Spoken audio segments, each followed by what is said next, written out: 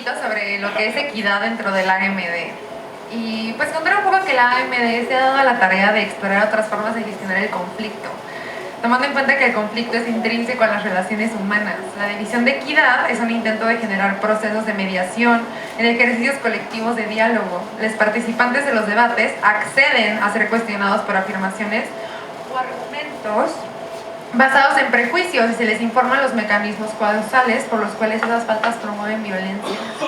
A mí equidad se me hace una forma de generar nuevas formas de gestionar ese conflicto, y es importante tener claro que no todas las personas que accionan en contra de la violencia de género o la violencia hacia las mujeres se nombran feministas.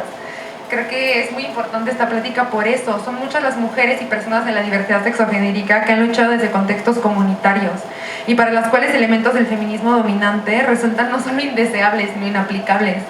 De eso nos van a contar aquí en esta conferencia y va a estar muy chido. Y yo creo que una verdadera cultura del debate se desenmarca de experiencias que quieren ser promovidas desde el poder y por lo tanto se reivindican como universalistas, incuestionables.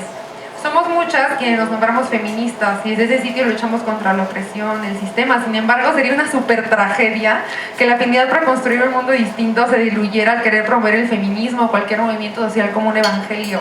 Hay diferentes formas de accionar y aquí tenemos a personas que nos van a ejemplificar que eso existe y que hay un cómo y que hay un porqué.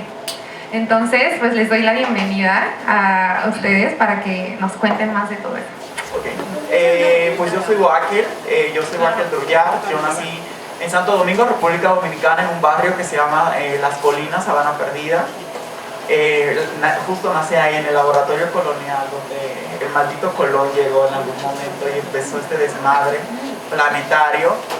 ¿Qué más? Formo parte de Frontera. Frontera es un proyecto, pues es mi familia, ¿no? Es una colectiva antirracista, mestiza, india descendiente, afrodescendiente, descolonial, anticolonial, anticapitalista, ¿no? Que nos estamos proponiendo básicamente pensar. Nosotras no tenemos verdades absolutas. Incluso este manifiesto se posiciona desde ahí como palabras que ahorita nuestro cuerpo las pensaron, las sintieron, pero que mañana se pueden mover o quizás hoy mismo a través de la plática y la conversación que tengamos con ustedes, ¿no? Entonces, pues yo diría eso de mí, ya. Hola, mi nombre es Brenda Nava, yo soy escritora de Spoken Word y también hago parte de esta hermosa familia.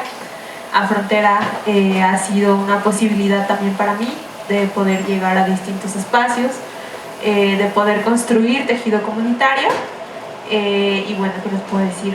Han sido 2 años muy importantes. El manifiesto que vamos a leer hoy es como resultado de ese proceso, ¿no? Que también ha sido de mucho trabajo, de mucho esfuerzo colectivo, de reflexiones colectivas. Creo que este manifiesto es el reflejo de nuestras reflexiones colectivas, ¿no? que nos interpelan a las tres. Yo soy indígena descendiente, soy una mujer prieta, una mujer racializada. Desde la primaria siempre me han dicho prieta, hoy lo resignifico como un posicionamiento político más que como una identidad fija, establecida, ¿no? Entonces, sí, vengo de una familia donde mis abuelos y abuelas son indígenas.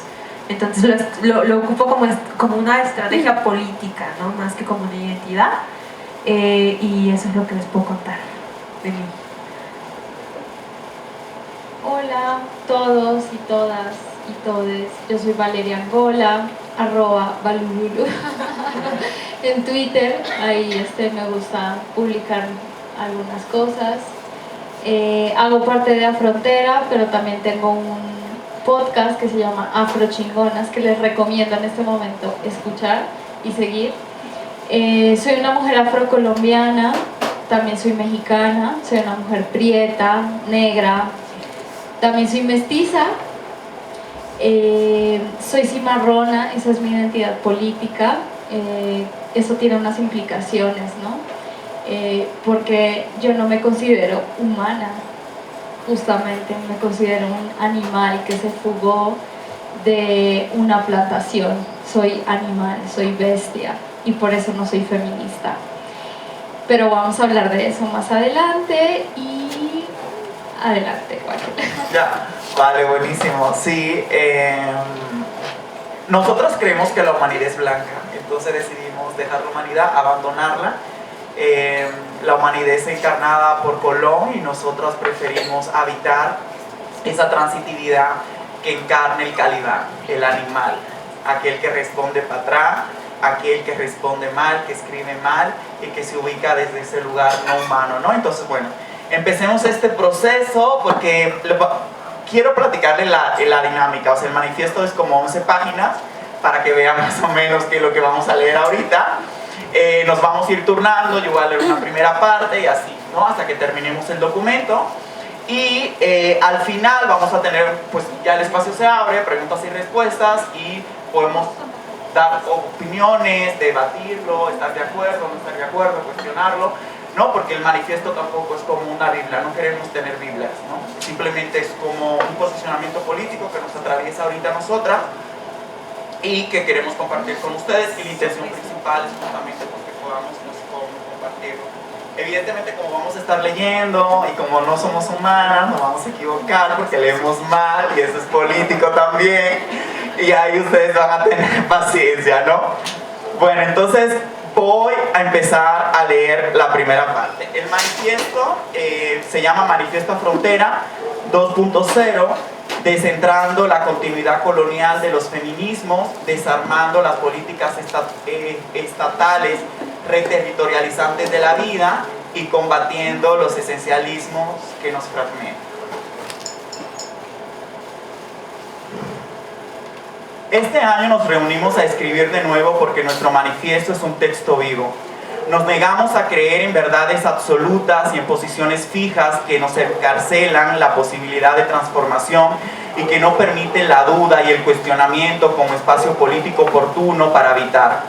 Preferimos posicionarnos desde el movimiento de las ideas, porque así nos desplazamos de esos dogmas y mantras políticos que se convierten en sectarios al construirse desde lugares estáticos y de posiciones, muchas veces esencialistas, que hacen que nos sintamos apretadas, encerradas y asfixiadas. Definitivamente son espacios donde no queremos estar, no solo porque nos parecen problemáticos debido a sus profundas cargas totalizadoras, sino también porque no cabemos. Este manifiesto está vivo porque el cambio es una apuesta política que nos permite desplazamientos de fuga a otros mundos posibles, capaces de abrazar la contradicción, la pluralidad de vivencias y construir localizaciones no moralmente seguras de enunciación. Escribir juntas un texto es algo que nos reta de varias formas, porque nos obliga a reflexionar, coordinarnos y hallar consensos y mediaciones. En este sentido, creemos que crear un texto juntas en el ejercicio de la escritura colectiva es un acto contrahegemónico porque no hay autores ni propietarios. Este manifiesto contiene las voces de todas y por eso nos pertenece a todas. El primer subtítulo, la fuerza que nos mueve. Como colectiva decidimos cuestionarnos y cuestionar las narrativas, prácticas y políticas públicas de uno de los movimientos sociales de mayor influencia mediática, política y social de nuestra cotidianidad. A pesar de esto, su impacto no implica una ruptura con el sistema heterocapitalista, racista. Por el contrario, creemos que hasta el día de hoy su proliferación no solo perpetúa la brecha entre los sujetos humanos y no humanos, el racismo y la precarización bio y necropolítica de la vida. Desde luego, cuando hablamos de nosotras, hablamos de las racializadas, empobrecidas, periferizadas, disidentes sexuales y corporalidades negadas, que pretenden ser homologadas en categorías universales y que terminan capturadas en políticas identitarias, blancas, blanqueadas, binarias y separatistas. Lo mencionamos desde el primer manifiesto y lo reiteramos. Abandonamos al feminismo y toda su plantación, porque nació moderno y blanco. El feminismo es la teoría propia de las amas, es clasista y reproduce el régimen heterosexual. Abandonamos el feminismo por dicotómico, por europeo, por euronorte centrado, por querer inclusión y no la destrucción de la plantación, por buscar la redistribución del poder, por aceptar tan vehementemente la imposición colonial del sistema sexo-género, por ejercer la persecución y la cancelación, por puritano, por moralmente superior, por violentamente epistémico, por salvacionista, por sectario y universalizador. Creemos que lo anterior solo reproduce los mecanismos de control del Estado y sus aparatos ideológicos. Por ello, sostenemos que el feminismo no se traduce en una fuga de los sistemas de opresión que nos gobiernan. Al contrario, lo perpetúa y lo modifica a su modo, para modernizarlo en beneficio de unas pocas. No somos feministas ni nos interesa serlo. Estamos verdaderamente cansadas de insistir en reformar el feminismo para que reconozca nuestra humanidad. No queremos reformas, queremos libertad. La libertad cimarronas de nuestras ancestras negras e indígenas que fueron pioneras de las luchas antipatriarcales, anticoloniales y antirracistas.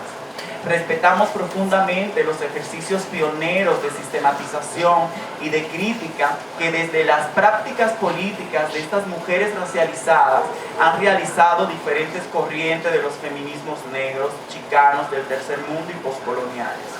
Sus aportes para comprender el carácter simultáneo de las opresiones de los sujetos racializados ha sido fundamental para nuestro trabajo. Entendemos que el uso para ellas de esa categoría feminista ha supuesto más un uso estratégico porque en la práctica confrontaron la blanquitud, el clasismo, el heterosexismo y el racismo. Nos desmarcamos del proyecto feminista como programa hegemónico moderno, como proyecto eurocentrado, ilustrado y salvacionista. Abandonamos el feminismo por racista, pero también por transfóbico. El terfismo es un discurso de odio que niega la existencia, la autonomía y la identidad de las mujeres, hombres trans y personas no binarias. Creemos que el verdadero borrado lo hacen las TERF transodiantes al negar los derechos y posibilidades de vidas otras a quienes escapan del régimen colonial biologicista binario de sexo-género.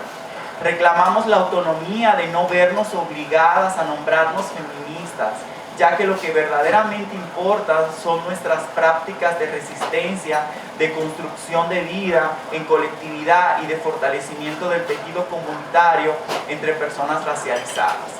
Analicemos lo siguiente. El punitivismo como la cultura de la colonialidad, enfrentando los dolores y las violencias internas. El punitivismo es un cáncer que rompe con la vida. Nos sorprende profundamente cómo se ha convertido en una apuesta política ferviente dentro de muchos movimientos sociales. Es necesario recordar que la cultura punitiva se materializa a través del Estado con sus dispositivos racistas como las cárceles, las penas, la policía y las leyes. El derecho penal es la herramienta que el Estado utiliza para convertir en delito cualquier problemática que se escape de su control y así poder encarcelar a más gente racializada y empobrecida. Basta mencionar cómo la grave situación de violencia que viven las mujeres en el país ha servido como justificación para que el feminismo blanco burgués mexicano pida medidas carcelarias más duras. En un contexto donde el uso injustificado de la prisión preventiva oficiosa es la norma, nunca estaremos a favor de las cárceles, porque como lo hemos dicho una y otra vez, son campos de concentración que asesinan en vida a las personas que menos importan. En un país como México, en el que la impunidad es más del 90%, dudamos que las personas que estén dentro de las cárceles sean culpables de algún delito. La fabricación de delitos es una práctica tan común y tan arraigada en el sistema de injusticia que cuesta creer que quienes están allá adentro son violadores y asesinos. Los delitos que cada día se fabrican a sujetos racializados y empobrecidos son la estrategia mediante la cual los gobiernos demuestran que cumplen con su mediocre labor de salvaguardar a la gente con poder, a la gente blanca. Si eres priete y pobre, el Estado, en complicidad con las multinacionales, pueden encerrarte más de 10 años en una prisión de máxima seguridad por supuestamente robar 500 pesos, como es el caso de Kenia Hernández, mujer amusga, defensora de derechos humanos y presa política de la 4T, quien ha sido brutalmente criminalizada por ejercer su derecho legítimo a la protesta. Si eres priete y pobre, es muy probable que el Estado, en complicidad con el poder transnacional corporativo, te acuse sin prueba alguna de asesinato, narcotráfico, robo, secuestro o extorsión. Sin embargo, reconocemos que, como sujetos colonizados, también reproducimos diferentes formas de violencia que interiorizamos a través del disciplinamiento dentro de la plantación del Estado nacional. Violencias racistas, heterosexistas y coloniales que aprendimos como táctica de sostenimiento de la colonialidad, cuyo propósito es fragmentar los lazos comunitarios y las formas de solidaridad al interior de nuestras comunidades racializadas. Hemos vivido en carne propia las violencias sexistas, LGBT-fóbicas y heterosexistas de los hombres racializados. Reconocemos que existen prejuicios que se reproducen entre personas negras e indígenas. Las divisiones por acusaciones de colorismo entre mujeres negras y las diferencias de clase social entre las mujeres racializadas nos han llevado a reproducir formas de clasismo entre nosotras mismas y un sinnúmero de violencias de menor o mayor intensidad entre personas subalternas no blancas. Pero retomamos las sabias reflexiones generadas por feministas negras como Audre Lorde o las integrantes de la colectiva del Río Combahee. Hemos aprendido que la respuesta frente a estas violencias que se reproducen entre las mismas comunidades racializadas no tienen una salida simple. ¿Quién dijo que era simple? Nuestras propuestas son más complejas porque requieren un carácter integral y un proceso de confrontación. Nuestras propuestas deben estar acompañadas de una práctica política que tenga una dimensión imbricada.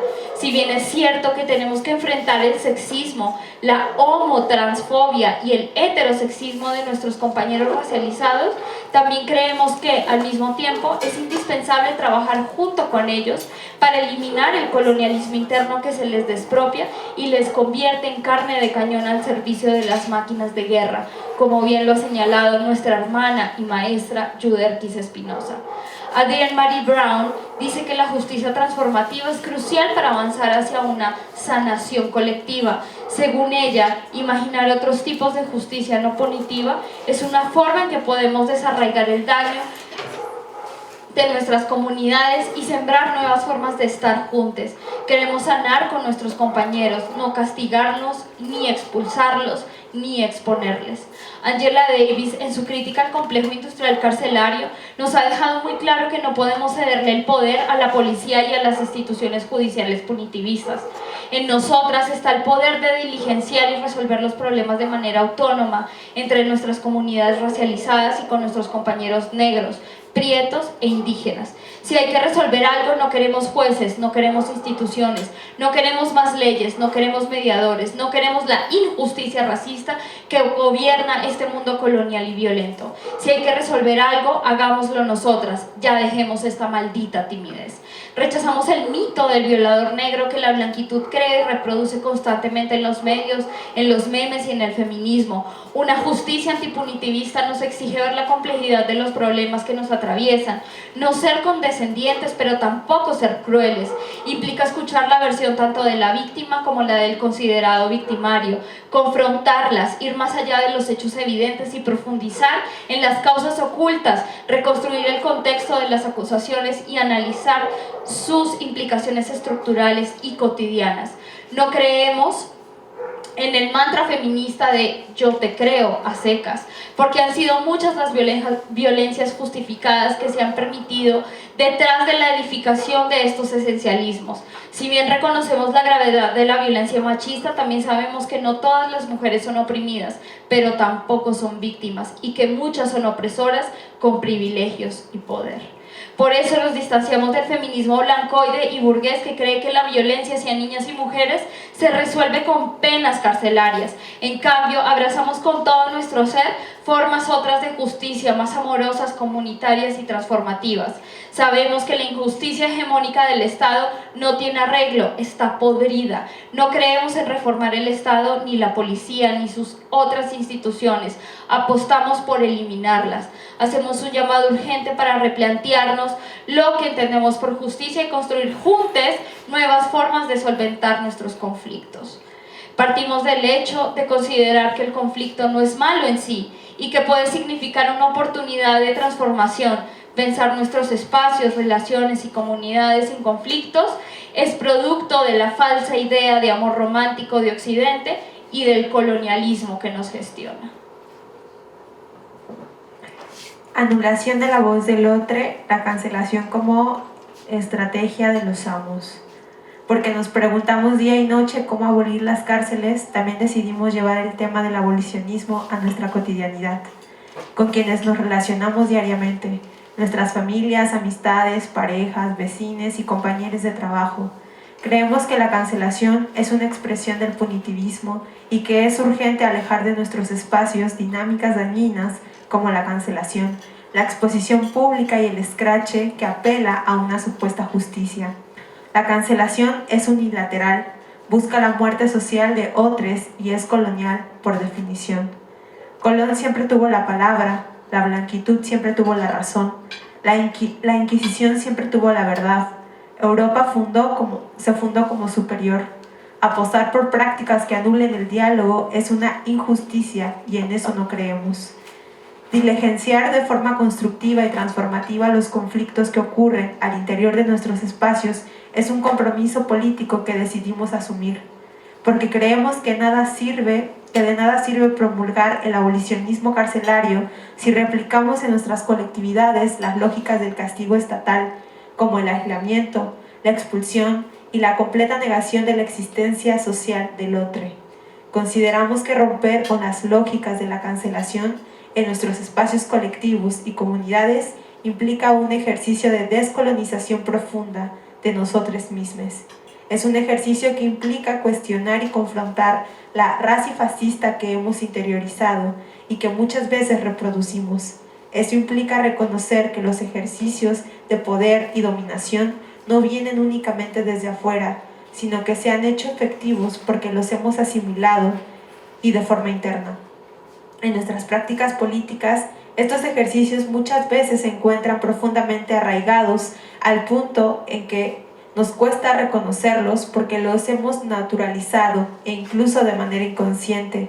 Siendo conscientes de esta situación, asumimos que nuestra responsabilidad política es ejercer una constante práctica de autocrítica al interior de nuestras dinámicas colectivas, que debemos estar abiertos a la autoevaluación, el diálogo entre nosotras, entre nuestras diferencias, a construir desde el disenso y no solo desde el consenso, a validar la heterogeneidad de nuestras experiencias, aunque todos seamos sujetos racializados.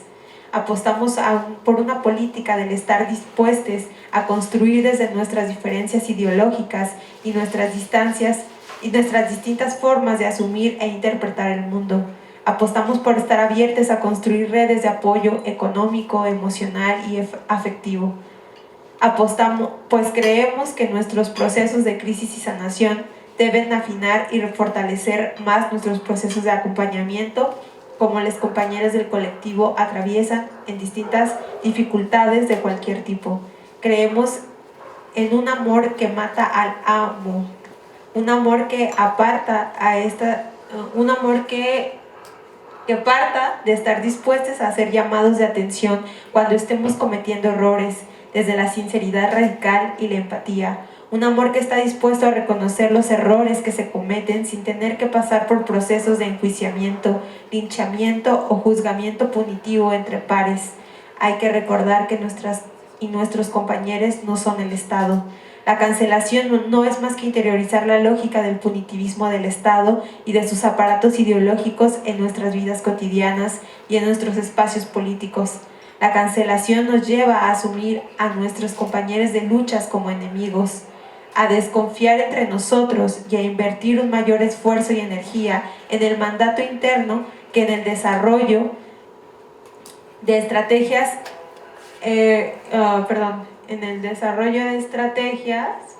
políticas para enfrentar y denunciar las violencias del Estado y de la élite del poder blanco y capitalista que nos tiene contra el suelo, prisionando sus rodillas en nuestros cuellos. Toda esa mierda de cancelación nos distrae de la urgente tarea del fortalecimiento del tejido colectivo de nuestras comunidades racializadas, urbanas y rurales. Ya basta.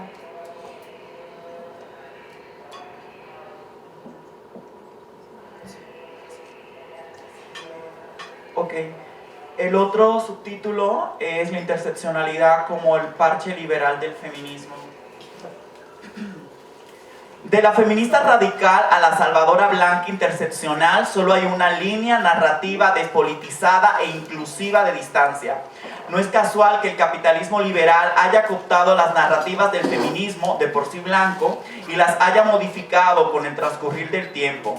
Es necesario precisar que la temporalidad no es el factor determinante, sino la despolitización. Esto quiere decir que las feministas suelen abstraer críticas y discusiones que se generan alrededor del movimiento para vaciarlas de relevancia política, apropiándose de conceptualizaciones ajenas para justificar que el feminismo es la única posibilidad de resistencia. Les hemos gritado que nuestras experiencias vivenciales, corporalidades e historias como racializadas y subjetividades no binarias no caben en sus teorías y prácticas. Entonces, ellas comienzan a construir, uso comillas, nuevas narrativas que intentan incluirnos. 2 puntos. Utiliza la interseccionalidad, la cual es una herramienta jurídica para hacernos creer que estamos incluidas y que las opresiones que vivimos son el resultado de una suma. Por suma nos referimos a cuando nos definen como mujeres más racializadas, más empobrecidas, más periferizadas, etc. El resultado de esta suma es, 2 puntos, abro comillas, ya nos dimos cuenta que tenemos privilegios de raza, clase y sexualidad. Y con eso creen, cierro comillas, y con eso creen que construyendo un lugar de enunciación desde las amas se soluciona algo. Al convertir la imbricación de opresiones en una simple sumatoria para supuestamente reconocernos, nos tokenizan y terminan en el juego de darnos voz. Abro comillas, porque no tenemos. Estamos hartas de ese discurso violento que dice: ponemos nuestro trabajo a tu disposición y le damos voz a quienes no tienen. Hipócritas. Creemos que de esta manera la culpa cristiana de la buena feminista se redime cuando tratan de cuestionar, entre comillas, su posicionamiento que desde la Génesis ha sido blanco. No necesitamos sus reconocimientos ni su inclusión, no necesitamos sus voces ni sus banderas interseccionales que se limitan al puro marketing derechohumanero. No necesitamos sus buenas voluntades ni sus declaraciones que incluyen a todas. Ya basta. Lo que queremos es que cuestionen el mundo que nos hace las otras, las negras, las monstras, las enfermas, las migrantes, las mariconas, las trabas, las desviadas, y que al mismo tiempo las construyen a ustedes, blancas, como mujeres realmente liberadas y ciudadanas. Es que tenemos claro que este mundo cis, hetero, patriarcal, blanco, necesita de la subalternidad para que ustedes puedan ser los sujetos del mundo y ocupar la casa de la plantación, ser los y las liberadas del mundo y encarnar la identidad ciudadana a la que todas debemos aspirar, según sus miradas moralmente superiores. El error de la ecuación es que esto no se trata de fórmulas. La interseccionalidad, por más que sea una propuesta de una mujer negra, abro paréntesis, lo cual no es garantía de nada, porque entonces estaríamos apelando a políticas de identidad reterritorializante en esencialismos biológicos, cierro paréntesis, solo describe las identidades. La interseccionalidad no desarticula la violencia y las opresiones que invivimos como corporalidades, vidas y experiencias de quienes no somos mujeres, ni somos hombres, ni somos binarias, ni somos heterosexuales, ni somos sanas y ni somos normales. Así es. La interseccionalidad a las feministas solo les sirve para mostrar que leyeron a una mujer negra, pero obviaron hacer un análisis de esa propuesta teórica,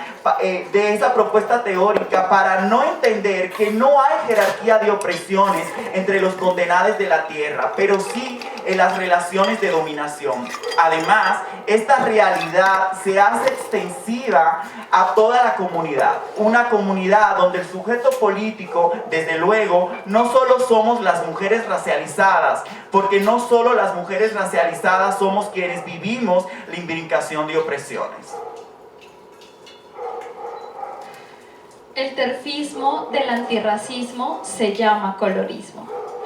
Como colectiva, no hemos realizado únicamente críticas al feminismo, sino que también expresamos nuestra preocupación al interior de ciertos sectores del movimiento de mujeres negras y del movimiento negro mixto por el avance en nuestro contexto antirracista y desde hace algunos años de una política esencialista que aplica criterios coloristas entre les propias sujetes racializadas. El colorismo valida la autenticidad de un discurso político en detrimento de otros que a su criterio, por tener las pieles más claras, son menos subalternos y más privilegiados. Al respecto del privilegio, nos preocupa enormemente el mal uso que hacen de esta palabra, sin darse cuenta que los privilegios solo se tienen cuando se posee poder y recursos dentro de la matriz cis heterocapitalista blanca y colonial, donde el poder te lo da la blanquitud y la condición de ciudadanía. Privilegio no es tener acceso a derechos y condiciones de vida fundamentales. Estas olimpiadas de la opresión nos están matando y cuando entramos en estas lógicas, quien en realidad gana es el Estado y sus aparatos ideológicos. Nos preocupa que esta lógica colorista que ha aplicado históricamente el Estado para clasificar a sujetos racializados es la que hoy autoaplicamos y ejercemos entre nosotros mismos, entre pares, para fiscalizar la autenticidad de la experiencia y la identidad negra o racializada.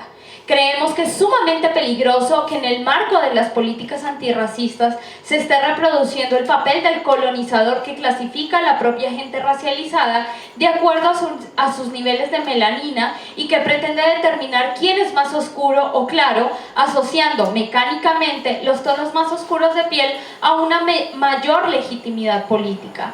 Nunca más volveremos a permitir que una persona negra del norte global invalide nuestra negritud y nos diga, cállate para que hable la más oscura, así o más biologicista. Consideramos que esto manifiesta una interpretación muy limitada del racismo como sistema de poder y de su relación imbricada con otros sistemas de opresión como la clase, el sexo y la sexualidad. La racialización no solo está definida por el color de su piel y sus diferentes tonos, sino fundamentalmente con la inferiorización de la subjetividad completa de las personas negras, indígenas y no europeas o no portadoras del privilegio de la blanquitud, es decir, con su animalización. El racismo no solo tiene que ver con la racialización de las características físicas de los cuerpos, sino también con la racialización de las culturas, las geografías, de la naturaleza, de los territorios, de las filosofías y las creencias, de todas las relaciones sociales en su amplio espectro.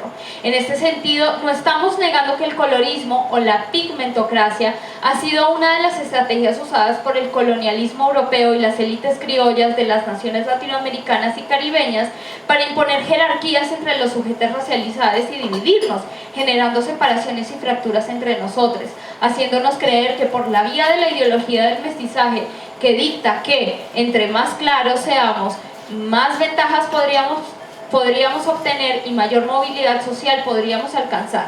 Sin embargo, sabemos que la ideología del mestizaje no logra hacernos blanques a todos. Sabemos que en el juego del blanqueamiento tiene límites, porque por mucho que nos alicemos el cabello en cualquier momento o espacio, seremos tratados como negres, indies y no blanques. Entonces preguntamos, como ya lo hizo Ochi Curiel en un candente debate en redes sociales, ¿para qué nos sirve aplicar una política antirracista entre los racializados? ¿Para qué nos sirve aplicar una política colorista entre los racializados dentro de una política antirracista. Consideramos que el colorismo solo sirve para fragmentar más de lo que ya los sistemas de poder nos tienen fracturados y para hacernos creer que por la vía del juego de las Olimpiadas de las Opresiones lograremos reparar a quienes supuestamente consideramos que están en peores condiciones de violencia o de calidad de vida, cuando lo que realmente necesitamos es del apoyo comunitario entre sujetos racializados.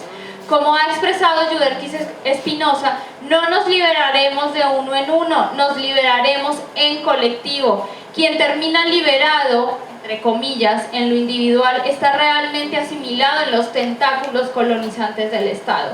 Claro que reconocemos que los sujetos racializados no somos iguales, que los sistemas de opresión no nos atraviesan de la misma manera, que algunos cuentan con mayores privilegios de clase, otros cuentan con privilegios en razón de su sexualidad, vía la heterosexualidad, pero lo que sí sabemos es que la gente prieta no somos blancas.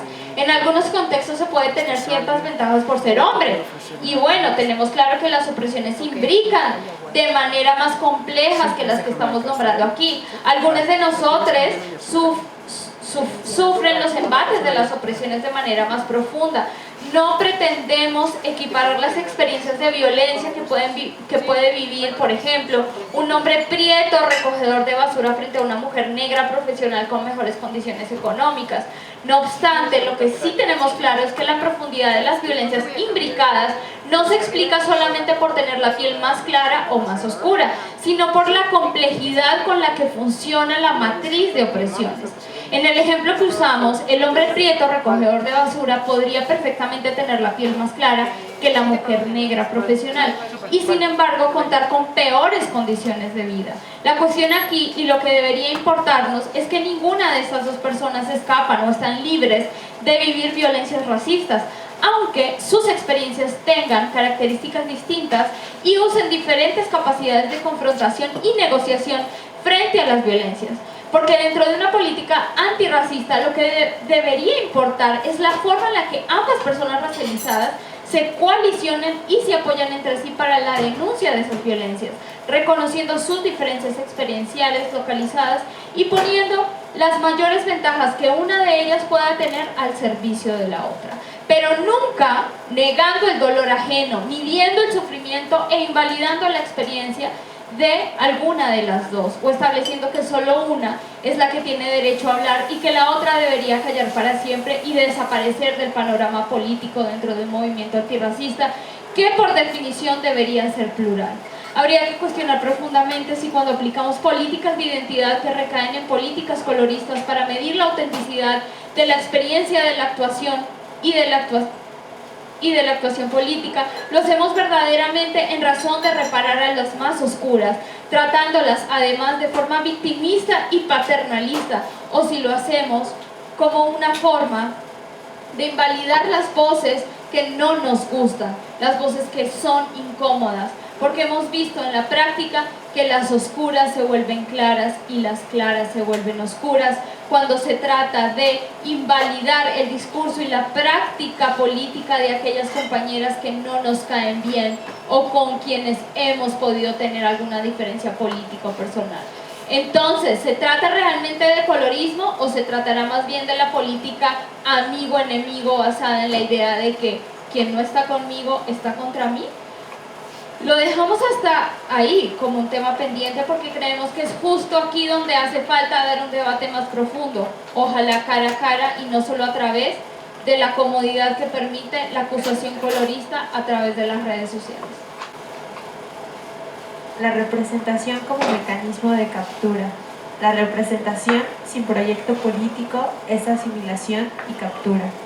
Luchar por estar, por la visibilidad, por ocupar un lugar, por aparecer, por participar, sin llevar de la mano un proyecto colectivo que escape del individualismo y que cuestione el racismo, el clasismo, el heterosexismo, el capacitismo, las lógicas androcéntricas del mundo y toda la antropología de la dominación, no sirve para nada más que para reactualizar y modernizar el funcionamiento consumista del capitalismo estatal.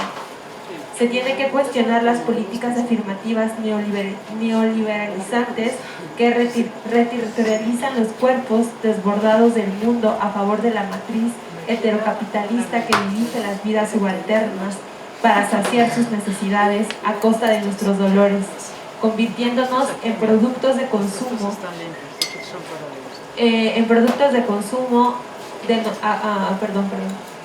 en el Ay, perdón, esta letra está muy chiquita. Estamos en vídeo. Ay, perdón. Estamos leyendo en voz alta. Me siento en el salón de clase. No.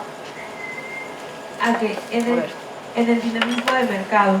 Por esta razón, la representación de Disney no funciona. La representación incluso no debería ser un horizonte de emancipación, sino la construcción de espacios otros, fuera de las instituciones estatales y corporativas. No estamos en contra de que aparezca un sujeto indio, marica o negro en la tele o esté en alguna institución. Lo que estamos diciendo es que tener un presidente negro, una primera ministra negra, una protagonista indígena o un funcionario disco no romperá las cadenas del amo. Las acciones que buscan estar dentro terminan siendo tácticas de ocultamiento de la colonialidad, detrás de las cuales hay una clara intención de capitalización y monetización de las identidades. Ante esto, nuestra propuesta es no apostar a la representación como proyecto, sino la articulación comunal, colectiva y comunitaria entre les condenados del mundo, que busquen la descolonizar nuestras subjetividades, construyendo espacios antisistémicos donde nuestra episteme esté en el centro y el cimarronaje sea un veneno indigerible en el maldito estómago del heterocapitalismo. Lo que sí tenemos claro es que la representación no puede ser un fin, porque la inclusión y el caber nunca ha sido una opción en la plantación. Sí. Vale. El racismo internalizado de las organizaciones de la sociedad civil en México que trabajan en derechos humanos y el salvacionismo blanco como apuesta política de organizaciones feministas. Estamos cansadas de estas feministas blancas liberales con máscaras interseccionales que apuestan a despatriarcalizar el Estado, sin entender que el Estado es una violencia por definición. Estas feministas no comprenden que las instituciones coloniales que generan opresión no se despatriarcalizan, porque son ellas las que reproducen las peores violencias racistas, heterosexistas y coloniales en el mundo. No creemos en estas narrativas reformistas que solo lavan la cara de la colonialidad sin mover un ápice de las lógicas y privilegios que construyen sujetos de primera y de segunda. Hay una culpa blanca feminista rondando los activismos que es tan lamentable como el mismo feminismo blanco que es abiertamente racista. Son feministas blancas con pedestal epistémico, con maestrías y doctorados en el norte global, habitantes de la zona del ser, con privilegios de clase y cissexualidad, que sin renunciar a participar en las lógicas neoliberales y estatales de la plantación, ocupan su lugar en la mesa de la humanidad y usan su pase de la representación en el heterocapital para ser las más incluyentes, chidas e interseccionales. Creemos que la violencia racista también se ejerce cuando feministas de cualquier color apuestan a las políticas afirmativas del Estado, cuando apoyan las lógicas partidistas de las naciones, con Z. Cuando creen que los cambios se logran con las instituciones y apuestan a reformas que traten mejor a la gente encarcelada sin buscar la abolición total de las prisiones. Es racifeminismo cuando se construyen protocolos de actuación para policías sin perseguir la destrucción de la policía como institución, cuando se crean protocolos de actuación ante la violencia de género sin darse cuenta que la violencia es la colonialidad, sin darse cuenta que la violencia es la colonialidad del capitalismo que organiza el mundo. Es femirracismo creer que en el derecho, creer en el derecho como una forma de justicia e insistir en los cambios reformatorios que no transforman nada. Estamos muy cansadas de estos sujetos. Estamos muy cansadas de estos sujetos que usan la interseccionalidad como muletilla para verse muy progres, mientras siguen apostando a las lógicas institucionales de las políticas públicas. Sabemos que con políticas públicas, leyes y programas de igualdad no se fuga de la casona de la ama y el amo. También sabemos que no hay fuga ni la mínima posibilidad de transformación con acciones que limitan su análisis al paradigma occidental de la perspectiva de género y sus narrativas salvacionistas e interseccionales que se agotan en la descripción de las diferencias y que no cuestionan las construcciones de identidades y que no cuestionan las construcciones de dichas diferencias coloniales. Estamos hartas de que diseñen banderas interseccionales sin que renuncien a los privilegios ni enfrenten las colonialidades heterocapitalistas que constituyen sus espacios. Son muy tokenistas y aman tener a la diferencia en sus proyectos de la cooperación internacional, pero solo lo hacen para verse avanzadas e incluyentes, porque en lo profundo siguen siendo las mismas salvadoras blancas de siempre. Si quieren cambio, renuncien y tiren el mantel que sostiene las copas de los malditos amos. Somos enfermas, sí, sidosas. Somos sidosas también y abrazamos la enfermedad. Si atraviesa a una, nos atraviesa a todas. No creemos en luchas fragmentadas. Las pandemias son un efecto producido por el colonialismo. Son una clara consecuencia necro y biopolítica de la gestión de la vida, que surge de la violencia colonial contra la pluralidad de ecosistemas en el mundo. Las vidas heterodisidentes, maricas, travestis, trabas y no heteroblancas siempre están al margen. Son las fronteras sexuales y raciales que hacen posible los normales del mundo. Cargamos juntas el estigma, el dolor, el malestar de la enfermedad, la rabia, los señalamientos y las pesas depositadas por el aparato ideológico clínico que nos ve de reojo con mucha cautela para no ser infectadas. Somos infectadas como enfermas, somos VIH positivas, por eso abandonamos la H de humanidad y preferimos habitar el dolor y la frontera de la salud que ser ciudadanas. A modo de hasta luego, este texto respira con tanta vida como tú. Este manifiesto no concluye. La escritura, en un mundo donde el sujeto racializado y marginal se le fue negada, concluir nunca será una opción. Escribimos hasta que se nos caigan las manos y lo haremos en todos lados y en todos los formatos. Escribir, para nosotras, es un acto descolonizador de venganza. Es un ejercicio constante, descentralizador de verdades, norte-euroblancas. Escribir, lo impertinente, es una tarea diaria y un tema personal para cada una de nosotras. Este manifiesto, como el primero, viene a reafirmar que está vivo, que late como al ritmo de nuestros corazones, que ahora mismo son uno solo. Estar vivo se traduce en sabernos habitantes de un no lugar. Nada aquí escrito pretende ser verdad. Son nuestros piensos, nuestra carne, nuestras vivencias. No queremos que sea un dogma ni regla alguna. Mañana quizá regresemos a reescribir, y es posible que quizás regresemos a reescribir, y eso incluso es que no estemos de acuerdo con lo que nosotros... Ay, perdónenme. A ver, regreso. Este manifiesto, como el primero, viene a reafirmar que está vivo, que late como el ritmo de nuestros corazones y que ahora mismo es uno solo. Estar vivo se traduce en sabernos habitantes de un no lugar. Nada aquí escrito pretende ser verdad. Son nuestros piensos, nuestra carne, nuestras vivencias. No queremos que sea dogma ni regla alguna. Mañana, quizás, regresemos a reescribir, y es posible que incluso no estemos de acuerdo con les nosotres de hoy. Lo único que hoy sabemos con claridad es que preferimos hablar de frente que a espaldas. No decimos cállate blanca bajito, lo decimos claro y a la cara.